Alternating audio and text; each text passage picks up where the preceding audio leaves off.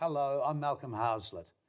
Coming from the UK and then becoming a nurse, a housewife, raising children, and starting a new career, what could be funny about that?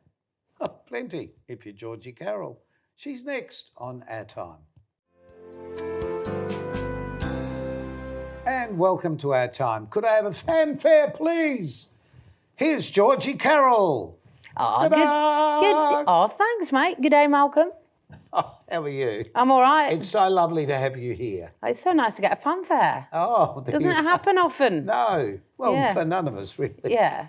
Now, what I just said about you starting a career as a nurse in the UK, Yeah. was it? Yeah. What led you to being a nurse? Oh, the Lord. No.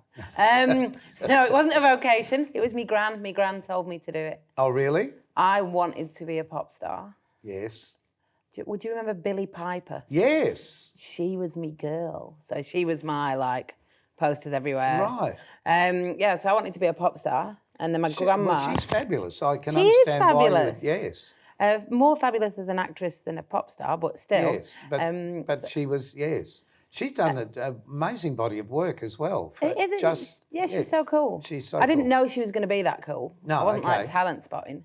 And then, because I've always been chunky, my gran reckoned, she put it, I can't remember what she said, but she was a bit like, George, they don't have chunky pop stars. Have you thought about being a nurse? So that's kind of that. And it's all servicing the public. Yeah, and I just did anything my gran told me. So yes, I ended how up. old were you? I'd have been, I reckon. I quit school at 16 and I went back to training at 21. So I had a few years there whilst I was trying to be a pop star. A wild child, were you? Bit of chaos, yeah. A bit hard to handle. But did you always have this comedy streak? Was that always through your life? Yes. So that's something like Gran would also say you could be a comedian, but I didn't know it could be a job. Were there a lot of female comedians around then? Oh, I would imagine so. Joan Rivers. Yeah, but that was more the Americans. In England, in the UK, I don't recall. There's still not. We're still outnumbered.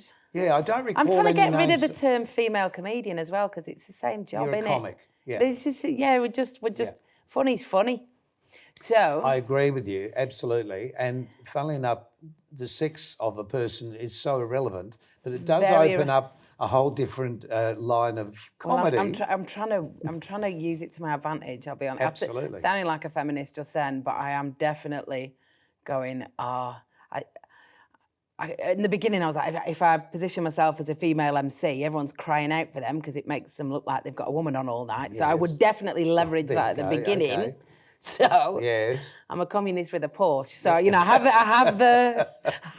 have the kind of heart to want to get it all right, but I will also manipulate a situation to get what I want out. Well, as you should. But I saw you just recently on a program that was obviously recorded some time ago from the Opera House. Yes. And you just had I'm so knee glad you brought up the replacements. Opera House. Yes. Well, there you go. It makes me so happy that I played it. Not everybody gets to work in the Sydney Opera House. I did it 3 times in a week. Did you? Yes. What, 3 different And audiences? that was before that I had a fear of the Opera House. Why?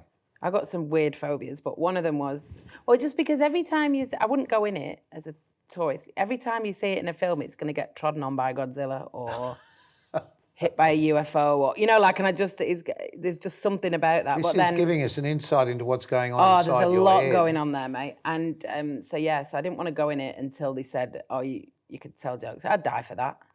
I'd die for that, telling jokes at the Opera House. But the jokes that you tell are very personal, most of them. Yes. Are they all really, truly life experiences? Pretty much. They're not sort of... They're manipulated. Yes. So you'll have a lot of viewers who'll be in healthcare. There's something called confidentiality. I tell a lot of nursey stories.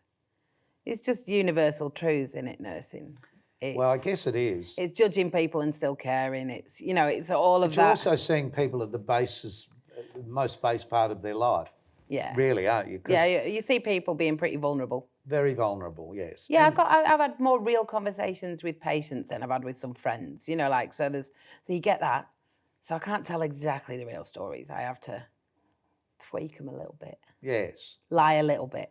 Well, you're an actor. And if it's about my kids, if I say it about my kids on stage, it could be just one of their friends that's done something stupid that then I then make about them. Do they like the fact that they've become well known because of your stories? One of them does. So the big one. The big one thinks it's great, and he's just, I don't know, he's selling a myth at school that we have like Tommy Little round for breakfast all the time or something. You know, like he's very much, and he works in the festivals. He works in Fringe every year. Right. He's going to be a carny. Right. But the younger one, who's possibly the more creative, he hates it. He just, yeah. Have you handed this down to them at all? The one who hates it, I think, is the funnier. It's the one. I knew you'd say that. Yeah, it's the one. And I think when you are arty, you're quite critical. Do you know, like you can't watch a film without saying all the bad bits about it or critiquing it. Yes. You know, whereas the big one will just take any old bit of tosh and enjoy it. Yes. You know, so yeah, I reckon it's the younger critical one that if one of them's going to be a comic, it'll be that one. Is it all life observation, do you think? Anecdotal. Yeah. Not funnier than folk, is it? You know, like it's just life. Humans are. Humans are great. Yes. I'm such a human person. Like, you know, other people just love dogs and can't walk past one without asking about it and petting it. And like, that's me and humans. Yes. Like, your makeup girl, I know everything about her now. Do you know, I know everything that's ever happened, everything that's going to happen. And especially old people, really super old people. It's about being a listener too, isn't it? I could be better at that, but yes. Yeah, I do like... Because that's where asking the questions, it's where the stories come out. Yes. So, yeah, there was a lot of listening in there. Well, because Natalie, our makeup girl, we were talking before the show, she is. And she was telling me how this dog attacked her dog. I know all about this. Really badly, yes. And, you know, I could understand the whole scene. I could see the whole picture as she described it. Are you like that? Do you see the things happening? Very suggestible to, when people are telling the story, I can see it. And then very suggestible to advertising. Like we were watching YouTube in there as well, and there was an advert for Crunchy, and then I immediately wanted one, and, you know, like just very impulsive. Right. For, you know. But that's what moves your comedy along fast. Yeah, you've got to be impulsive. Yes. Well, you'll love our floor manager over there because she's got some great stories. We're meeting all the crew today. Do we normally meet the crew? We've met Natalie. Yes. Okay. That's Indigo over there. Indigo, yeah. Hi, Indigo. She's got a great sense of humour as well. Right, we could get her in stand-up. She well could be. In the future, you never know. We need more of us. Come and join.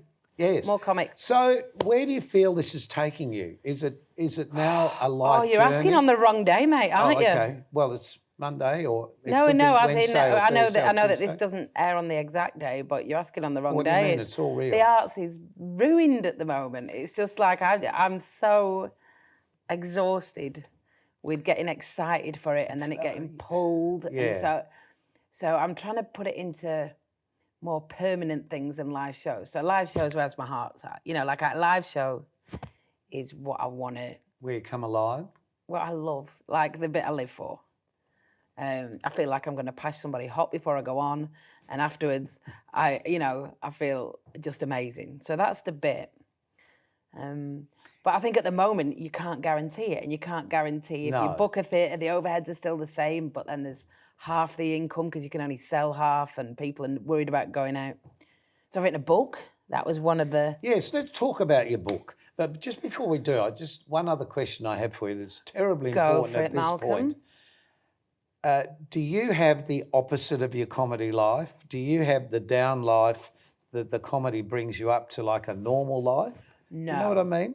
I've met some really interesting comics over the years, and most of them sit quietly in the corner and then they spring to life. Tell me about it. They're like lentils, Exactly. I think. They're just like these bland, and quite often they're quite anxiety-ridden and Very much aren't they just like anxiety-ridden. real complex little characters? And, you know, comedy comes out of... And then they turn on. Pressure and tragedy and all the rest of it. And I've had a really lovely life, so maybe I've not got that side. Oh, well, I'm sorry, you can't be I'm not saying anymore. I don't ever get sad. I'm just saying it isn't like this is an escape from my life is doing comedy. But it's true, isn't it? You would have met the comics who stand quietly in the background and then suddenly they're out there and it's rah, rah, rah. Yeah, because you all go on road trips together in a Tarago, and it's murder listening to them. You just, shut up with your problems. Well, you're a nurse, you could fix it. Just enjoy yourselves. Like, you don't have to do this. So no, but you do. Do you feel you do? Yeah, I do at the moment. Like, I feel because I don't get to do it, I'm going to find, no matter what it is, I'll find a way of doing it. Be it learning how to make cartoons or I don't know what it'll be, but now I know what this is. I have to. Yeah, there's something inside of you that has to live. Yeah. The performer, to get out and live. The spark is there. It's not going anywhere.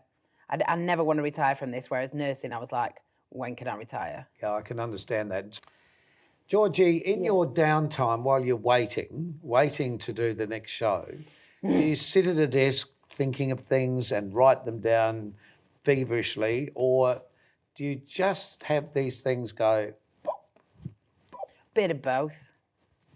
I always write on a really cheap A4 hardback pad from Cheap as Chips. I go and buy them in bulk. Right. And I do the feverish writing, but it doesn't have to be funny. It can be a concept. So at the moment, I'm mystified as to why anyone would want a soulmate, that kind of thing. I know a few couples that are soulmates, and it doesn't look comfy. Right. Liking each other all the time. Right. Don't you like your husband all the time? No. Oh, okay. You need a bit of tension, don't you? You need like a bit of... Just, any of those songs that are like, I can't live if living is without you, I just think, get a hobby. Like it's that kind of... Yes. Get a grip on yourself. So that'll be a long form writing and it'll just be around a concept like that. And then I'll start getting drawn to things like Farmer Wants a Wife, because they'll be like, I get a little bit lonely sometimes, so I want a wife. And then they want a soulmate, and it's like, you don't, you want a backpacker. It's what you want right now. You're like, you just want someone to help you on the farm, mate. You know, it's and that's... Well, that's what it sounds like, doesn't it? That's it, that's when it starts getting a bit of funny around it. Or, it starts off long form and not necessarily funny, and then falls into, hopefully, funny. You see the humour. So this is a 10-year life cycle for you so far. Yeah. About? I've just culminated... So the book was a culmination of 10 years of shows. Yes, so talk about the book. So you wrote the book. Yeah, so I've written a book called Off the Charts, which is in all your good bookshops at the minute. Yes. And also in Big Dub and all of them. And it is a collection of anecdotes and stand-up and opinion pieces from 20 years of nursing, really. And I hope it's in the book that every nurse gets. And only the names have been changed? They had to be. So it's that. It's the book that every nurse should get when they turn up to nursing, and everyone should get when they retire. So it's that. So I've just finished that. So now it's the process of being rubbish again and building whatever it is next. Working out what else I can say now. Built. Well, and waiting for COVID to finish and. Yeah, and yeah. Which we hope is going to be soon for us all. So next time, look, Georgie, thank you so much. Thank you for having me, mate. And we'll be back in a tick.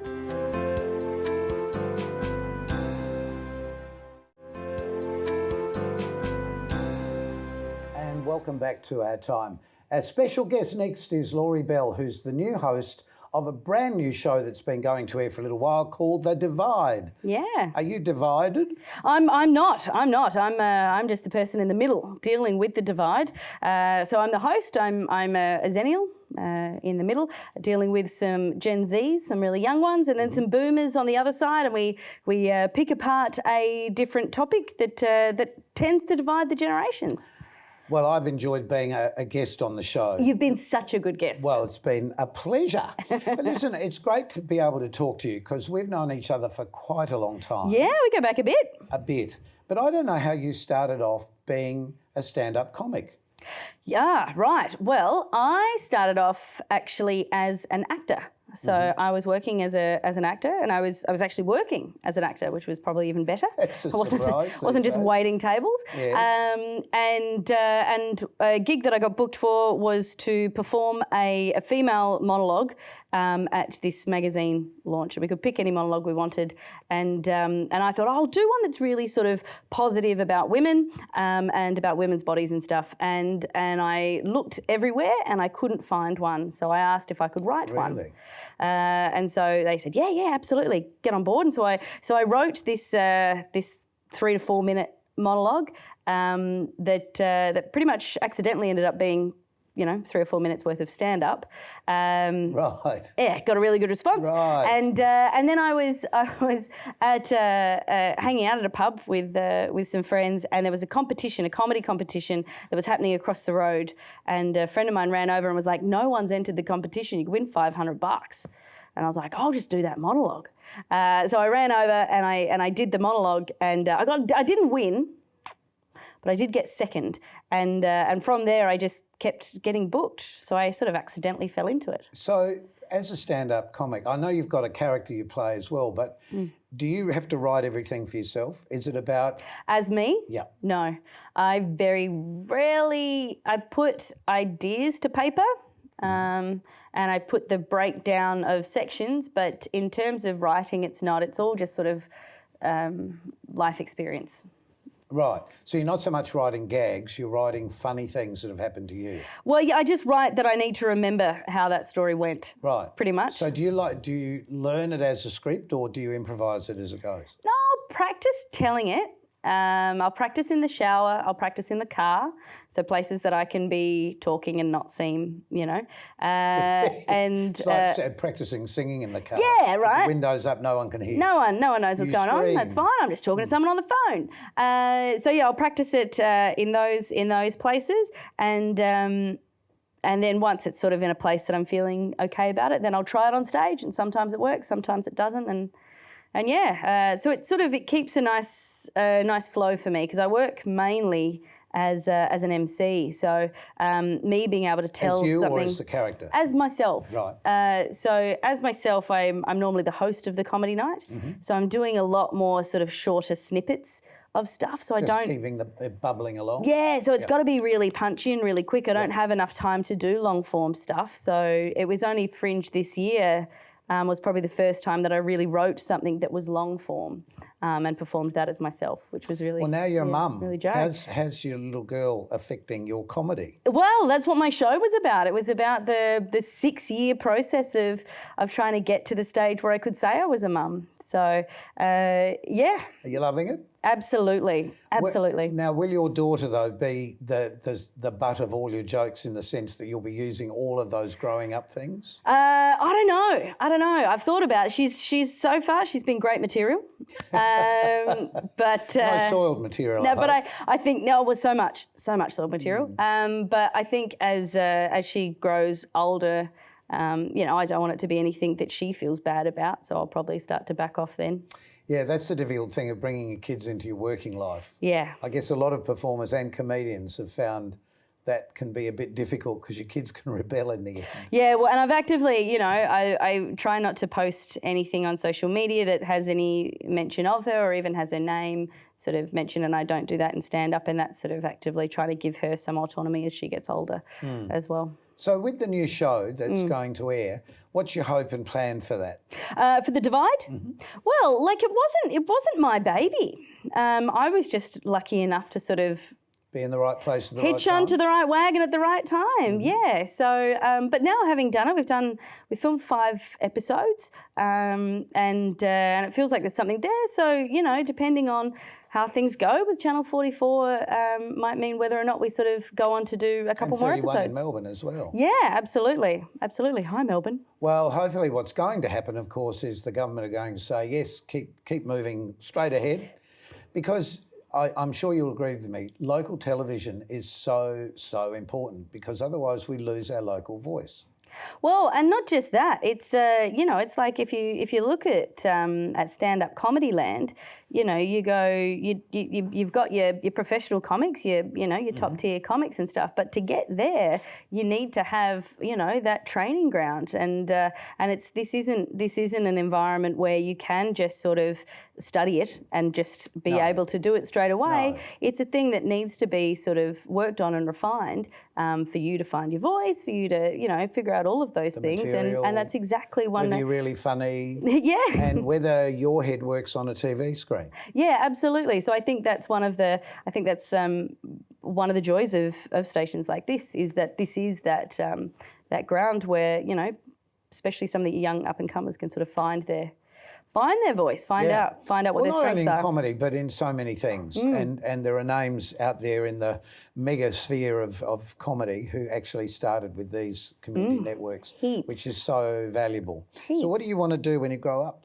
When I grow up, God, I'm looking forward to, I was going to say I was looking forward to retiring, but then I remembered that I'm a comedian and I don't have a super account. So that'll probably never happen. Now, actually, that's yeah. a really relevant point that people maybe miss the point of completely. Who are your audiences that go along? You're not working for anybody but yourself. No, I'm a sole consequently, trader. You don't have all of those other benefits that working for a boss would have. Yeah, I have to, I have to rally my own stuff. I've started putting money into a super account because I'm freaked out. But yeah, I'm going to manage all of my own stuff, keep my receipts, do my taxes, and yeah, got my ABN. And that's why, though, I'm like a plumber.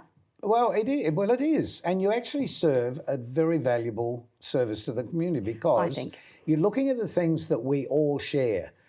In your comedy, you're looking at the circumstances our lives are about, our kids, as we've just said. All of those things come into what you do. So with where you've been and where you're going to, is there an ambition to get to a particular point? Look, in terms of comedy, I love Adelaide. I love where I live. I have a wonderful house. I have a wonderful partner. I have a child now. If I can sustain that, then that's wonderful. I pushed for it a lot when I was in my early 20s, and I was working, full time touring around doing comedy and stuff, and it didn't give me the happiness that I thought it would. Right.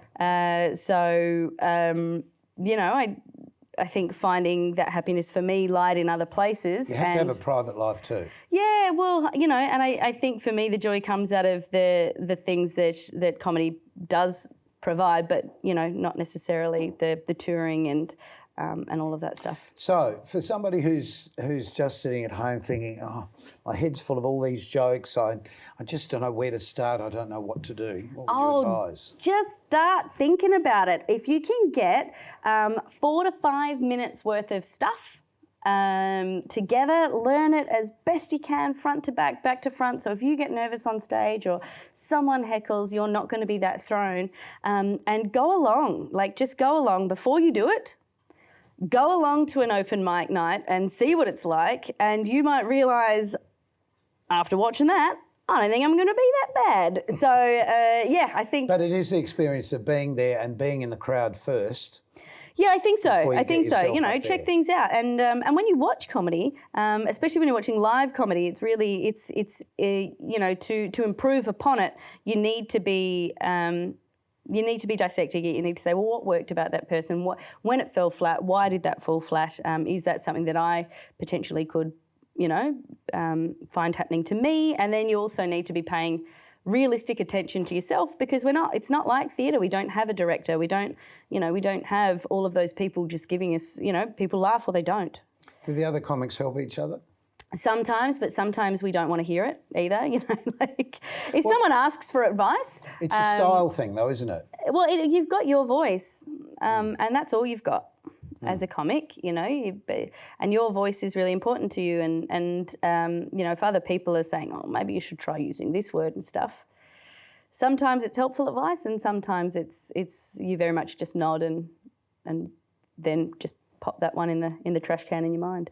Well, good luck for The Divide. Thank you. And hopefully many more programs you'll be getting to do. Maybe we'll get up to the 450 of you, my friend. Yes, well, that's been 10 years. It's amazing, isn't it? Oofed. Who would have thought? Who would have thought? Thank you for bringing your set to our set too. Oh, it's a pleasure. Thanks for coming and hanging out in my digs. It's fantastic. A bit of both. Yeah. Great to have you on the program, Laurie, and congratulations on this, because there's not many girls who are hosting these sorts of programs. Absolutely. Pleasure. Thank you very much. Round of applause. Cheers. Round of applause. We'll see you on the telly. Cheers. And we'll see you on the telly next time. Keep yourself nice till then. Bye.